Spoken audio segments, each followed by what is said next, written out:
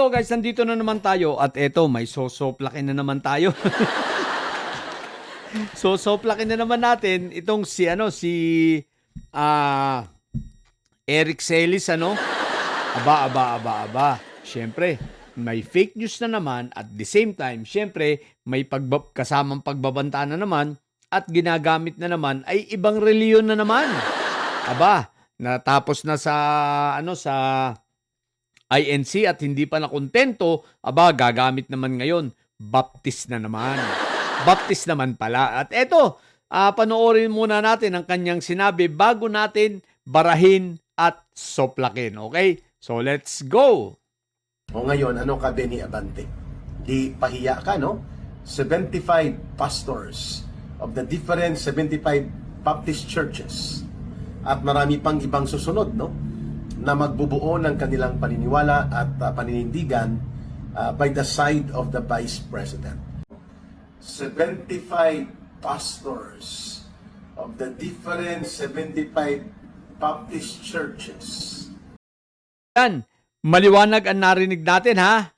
Papatunayan ko ngayon sa inyo na fake news. Aba. At sabi ba naman itong si Eric Celis 75 pastors daw, di ba? At the same time, from 75 churches, o di ba? So fake news na fake news. So hindi lang naman si Eric ang naglabas, itong si Eric Celis ang naglabas nito, maging mga ilang didilis ay pinagpiestahan ito. Okay? So ngayon, boljakin natin sa pamamagitan ng mismong release, no? Statement coming from mismong sa pamunuan nitong 75 Pilgrim Bible Baptist Church, okay?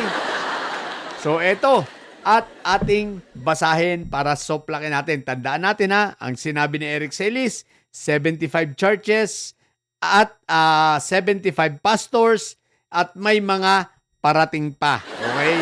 So eto, tingnan natin. O eto, medyo babasahin ko na lang dahil medyo maliit. So, gagamitin natin yung ating tablet para basahin natin kung ano ang nilalaman. Okay, ito, Pilgrim Bible Baptist Church. Okay.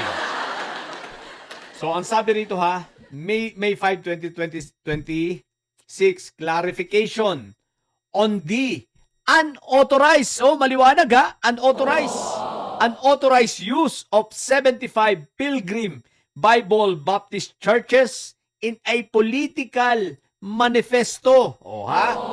News reports and posts published in various social media platform. So, unauthorized. Ibig sabihin, yung pinagagawa ng mga pastor dito ay unauthorized. Yung sinasabi nitong si Celis na 75, ang tanong, 75 nga ba? O sige, at basahin natin. At ang tanong, 75 churches ba talaga? Unang-una, illegal at hindi ito posisyon na ipinapangalandakan nitong sila Eric Celis na ang posisyon daw ng Pilgrim Bible Baptist Church ay sumusuporta kay Inday Sayad. At eto na, kinorek nila. Ang sabi nila, unauthorized. Yari ka ngayon, Celis. Ito, basahin natin.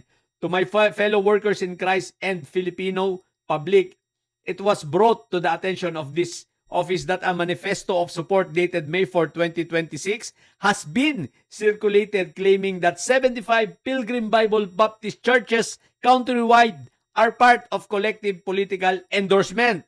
As the Bishop of Pilgrim Bible Baptist Church congregations and ministries, I wish to set the record straight. Ayan Number 1, no official consent.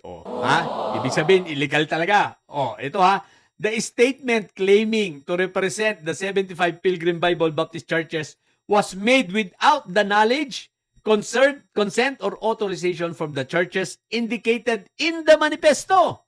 No such corporate endorsement has been discussed. No such corporate endorsement has been discussed. Katulad ng ipinapagkalat ng mga didilis kasama nito ni Ka Eric na endorsement daw ito ng 75 Pilgrim Bible Baptist Church. Ayan, maliwanag, wala. Or approved by the leadership of Pilgrim Bible Baptist churches, congregations, and ministries. Number 2, personal versus church instance. The 4, hindi 75. 4 lang. 4 lang ang pumirma sa manifesto, illegal pa. What the heck? The 4 pastors from different pilgrims churches signed this document in their individual capacities.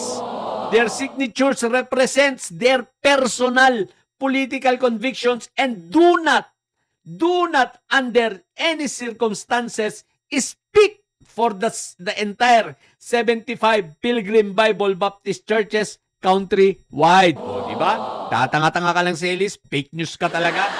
O, ayan. Mismong 75 Pilgrim na, ayaw nilang idawit sila. So, yung 4 na pastor, kanila lang yon. Decision lang nila yon at hindi ron kasama ang miyembro at hindi ron kasama ang mismong reliyon ng 75 o ang sekta ng 75 Pilgrim Bible Baptist Church. O ha? It is not our practice to impose on our fellow pastors, let alone our members or anyone who to support or vote. Hindi, wala silang mga black, yun tawag ron? Mga black voting na ganyan, na kagaya ng INC, ha? O, so may kalayaan. Kaya mabuti pa ng Pilgrim Bible Baptist Church, may kalayaan, INC, wala eh. O, misleading representation, number 3.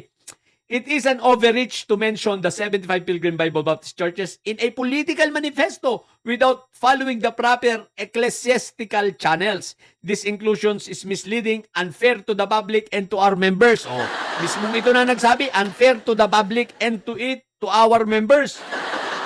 O, di ba? Fake news na fake news ito si Eric Celis. Our spiritual focus. O, blah, blah, blah. Ito, ha? The Pilgrim Bible Baptist Church remains dedicated to the preaching of the gospel. O, yun na yun. O, ito.